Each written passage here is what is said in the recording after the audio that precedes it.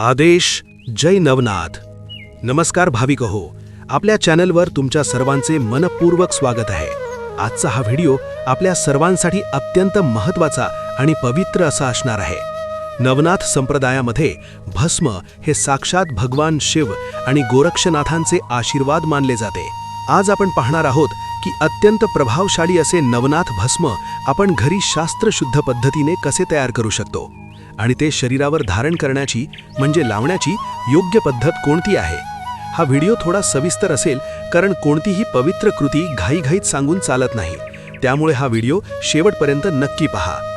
भाग 1, भस्माचे महत्त्व। मंडळी, कृतीकडे वळण्यापूर्वी आपण भस्माचे महत्त्व समजून घेऊया।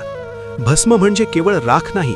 भस्म या शब्दाचा अर्थ आहे भ म्हणजे भर्त्सणं म्हणजे नाश करणे आणि स्म म्हणजे स्मरण म्हणजे ईश्वराचे स्मरण करणे, जे पाप, रोग आणि नकारात्मकतेचा नाश करते आणि ईश्वराचे स्मरण करून देते ते भस्म। नवनाथ साधनेत भस्माला अनन्यसाधारण महत्त्व आहे। अंगाला भस्म लावल्याने शरीराभोवती एक संरक्षक कवच म्हणजे ऑरा तयार होते। वाईट शक्ती, करणी, दृष्ट यांसारख्या नकारात्मक ऊर्जा आपल्याजवळ येऊ शकत नाहीत। तसेच भस्म धारण केल्याने मन शांत राहते आणि साधनेत एकाग्रता वाढते। भाग 2, भस्म बनवण्यासाठी लागणारे साहित्य। चला तर मग आता पाहूया सिद्ध नवनाथ भस्म बनवण्यासाठी आपल्याला कोणकोणत्या साहित्याची आवश्यकता आहे। 1. देशी गाईच्या शेणाच्या गोवऱ्या। आपल्याला 3 ते 4 लहान गोवऱ्या लागतील। लक्षात ठेवा, गोवऱ्या फक्त देशी गाईच्याच असाव्यात। 2. शुद्ध गावरान तूप, अग्नी प्रज्वलित करण्यासाठी आणि आहुती देण्यासाठी। 3. भीमसेनी कापूर, हा शुद्ध कापूर वातावरणातील नकारात्मकता दूर करतो। 4. गुग्गुळ आणि चंदन पावडर, सुगंधासाठी आणि पावित्र्यासाठी। 5. समिधा, शक्य असल्यास पळसाच्या, रुईच्या किंवा आंब्याच्या सुक्या काड्या। 6. मातीचे किंवा तांब्याचे हवनकुंड, भस्म तयार करण्यासाठी। 7. सुती स्वच्छ कापड, भस्म वस्त्रगाळ करण्यासाठी म्हणजे गाळण्यासाठी। भाग 3, भस्म तयार करण्याची कृती।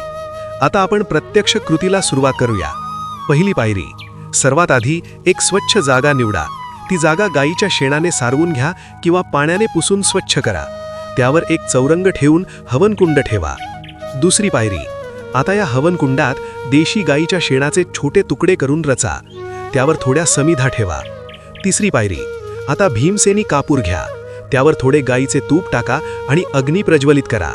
अग्नी प्रज्वलित करताना आणि पूर्ण वेळ ओम चैतन्य गोरक्षनाथाय नमः किंवा नवनाथ गायत्री मंत्राचा जप मनातल्या मनात करत राहा। तुमचा भाव अत्यंत शुद्ध असला पाहिजे। चौथी पायरी, अग्नी चांगला प्रज्वलित झाल्यावर त्यात थोडा गुग्गुळ आणि चंदन पावडरची आहुती द्या। यामुळे संपूर्ण घरात एक दिव्य सुगंध पसरेल आणि घरातील वास्तुदोषही नष्ट होतील। पाचवी पायरी, आता हा अग्नी पूर्णपणे जळून शांत होऊ द्या। याला साधारण 30 ते 40 मिनिटे लागू शकतात। व्हिडिओमध्ये हा भाग फास्ट फॉरवर्ड करून दाखवा। अग्नीवर पाणी अजिबात टाकू नका, त्याला नैसर्गिकरित्या थंड होऊ द्या। सहावी पायरी, वस्त्र गाळ करणे। राख पूर्ण थंड झाल्यावर एक स्वच्छ पांढरे सुती कापड घ्या आणि एका स्वच्छ ताटात ही राख गाळून घ्या। मंडळी, हे अत्यंत मऊ आणि सुगंधी चूर्ण खाली पडत आहे। हेच आपले सिद्ध नवनाथ भस्म आहे। हे भस्म एका तांब्याच्या किंवा चांदीच्या डबीत सुरक्षित भरून ठेवा। भाग 4, भस्म लावण्याची योग्य पद्धत। भस्म तयार तर झाले, पण ते लावण्याची एक शास्त्रशुद्ध पद्धत आहे।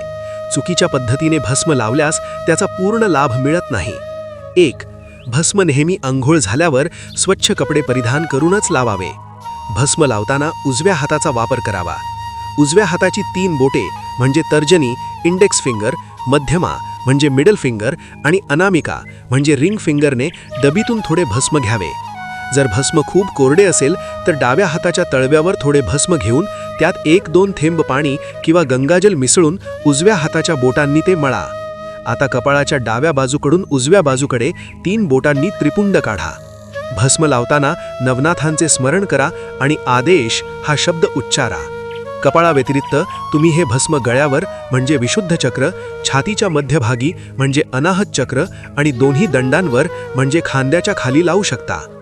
भाग 5, भस्म धारण करण्याचे नियम। हे भस्म अत्यंत जागृत आहे, त्यामुळे काही नियम पाळणे आवश्यक आहे।